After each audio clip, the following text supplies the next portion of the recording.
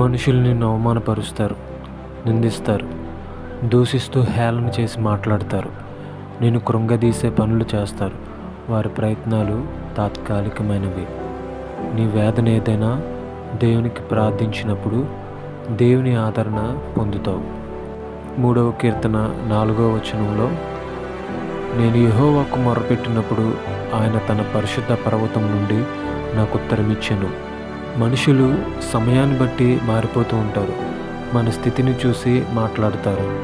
కానీ దేవుని ఆశ్రయిస్తే మనం ఏ పరిస్థితిలో ఉన్నా దేవుడు వాటన్నిటి నుండి విడిపించగల సమర్థుడు, శక్తిగల దేవుడు. దావీదు గారి జీవితంలో చాలామంది శత్రువులు ఉన్నారు, చాలామంది అతనికి వ్యతిరేకంగా లేస్తున్నారు. నీ దేవుడు నిన్ను విడిపించడని, నీ దేవుడు ఏమి చేయగలడు అన్నప్పుడు నిరుత్సాహపడలేదు. కానీ దావీదు దేవుని ప్రార్థించారు. దేవుడు తన ప్రార్థన విని తన శత్రువులందరిపై విజయాన్ని ఇచ్చారు. నీ సమస్య ఏదైనప్పటికీ దేవుని ప్రార్థించగా సమస్య పరిష్కరిస్తారు. అదేవిధంగా బైబిల్ విధంగా సెలవిస్తుంది. ద్వితీయోపదేశకాండము 4వ అధ్యాయము 7వ వచనంలో, ఏలయనగా మనము ఆయనకు మొర్రపెట్టినప్పుడల్లా మన దేవుడైన యెహోవా మనకు సమీపముగా ఉన్నట్టు మరి ఏ గొప్ప జనమునకు ఏ దేవుడు సమీపంగా ఉన్నాడు?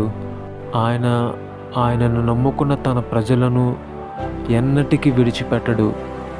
సర్వశక్తుడైన దేవుని ఆశ్రయించినప్పుడు మన యొక్క విన్నపాలకు, మన యొక్క ప్రార్థనకు గొప్ప జవాబును మనం పొందుకోగలం.